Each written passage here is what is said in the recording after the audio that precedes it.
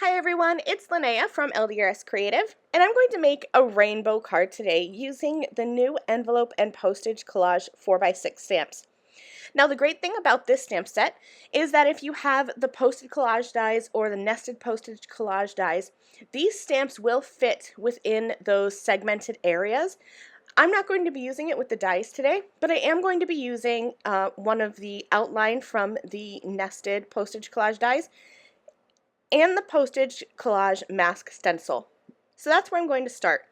I have a piece of A2 cardstock, and this stencil has grid lines and the LDRS Creative company name on the front. But the great thing about stencils is that you can flip this over and nobody's going to know. So mine is actually adhered to my A2 sized cardstock backwards. If you were to use this as it's intended, that small rectangle that you see on the left would actually be on the right. So I've just flipped my stencil over. Nobody's going to know, but it's going to give me a little bit more creativity to play around with. I'm using the negative pieces to mask off areas. I want to create a rainbow design. So each one of these rectangles and squares, I'm going to be ink blending a different color over. So that's why I'm using those pieces to mask. I'm going to start here with some La La Lavender ink. This is a purple ink, and I'm ink blending all of my open areas so that it's darker at the bottom, and then I'm just kind of blending it up towards the top. So each time I ink up my brush, I'm really laying that color down heavy at the bottom and just letting the ink fade out towards the top. Now, as I went, I did forego using those masking pieces and just use some masking tape.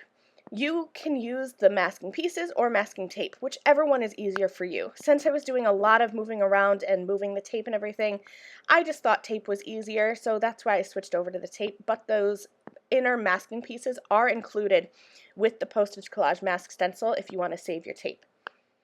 I used some dandelion for my yellow, and then I have tickled pink for my bright pink square.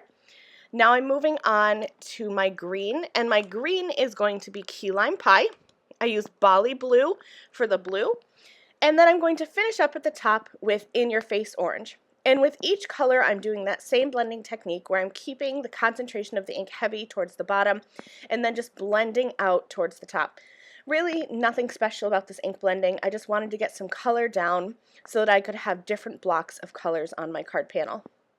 I'm going to peel off that stencil, and you can see that I'm left with this adorable rainbow blocked background. Now I'm going to fill it in using the envelope and postage collage stamps. Now here you can see that this is where if you wanted to use the postage collage dies or even the nested postage collage dies, you could cut out this panel and you would have that postage collage look with the stitched outlines. I decided not to use that today. I'm just going to grab my stamps and find the stamp that fits over each ink blended area. Instead of lining these up perfectly, which you definitely can do, what I'm doing is just laying it over so that it lines up, and then I'm kind of just smidging it over a little bit, maybe up and to the right a little bit or down and to the left. I'm just kind of making these so that they don't line up perfectly. It gives a more whimsical look to the background. I'm going to do 3 at a time. You could do all 6 if you wanted to, but I wanted to make sure I had enough room for my magnet. And I do apologize for my head being in the camera there, but you do want to make sure that you are lining these up so that even though I wanted them to be a little wonky, I still wanted them to be, generally in the correct area. So I stamped down my first 3, and then I cleaned my stamps, and I'm going to move on to the remaining 3. And again, I started by lining them up and then just kind of pushing my stamp up or down or to the left and right so that they are not perfectly lined up.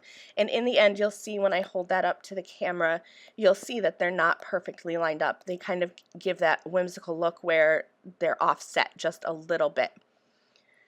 There's my final 3 envelopes. I'm just going to clean off these stamps, and then we're going to start adding some details. So I put away my stamping platform, and I chose to go with just a regular round block. You could continue on with a stamping platform if you wanted, but for some of these smaller elements, I find a handheld acrylic block to be just a little bit easier. I'm still using that envelope and postage collage stamp set, and I'm going to add on some of those little ties to the envelope. I have a seal that I put on, and then I'm going to stamp the little postage mark, and there's also a little distressed line stamp that I'm going to stamp on all three of these kind of plainer envelopes. I didn't add any extra embellishing to the postage items, the flower, the dog, and the cat. I just added some to the envelopes. Now I've switched over to Texturize It 2 4x6 stamps.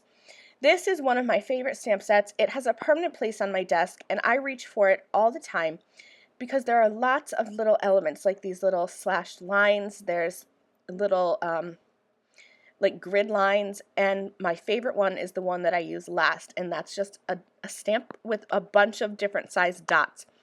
The whole point of this Texturize It 2 and the Texturize It 1 stamp set is just to be able to add different textures all over your card. And my favorite way to use this stamp set is with alloy ink. That's what I'm stamping with now. It's LDRS Creative's gray ink, and it just gives some nice texture in the background without being too distracting from that rainbow, which is obviously the forefront of the card, the focal point of the card. I'm finishing up now with that dotted stamp that I love so much. You guys know I love to add ink spatters, and this is just a great way to add directed spatter just by kind of stamping that here and there and everywhere.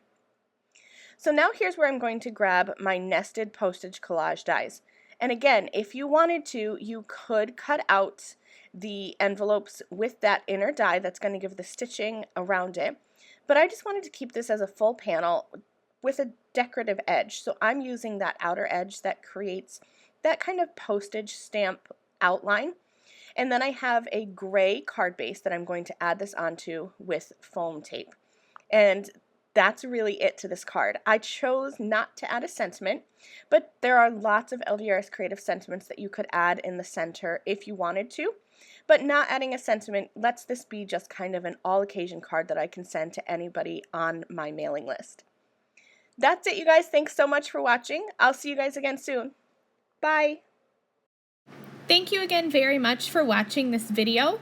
If you liked this video and you'd like to see more from me, please hit that subscribe button that is on the screen now. And here are a few other videos that I thought you might enjoy.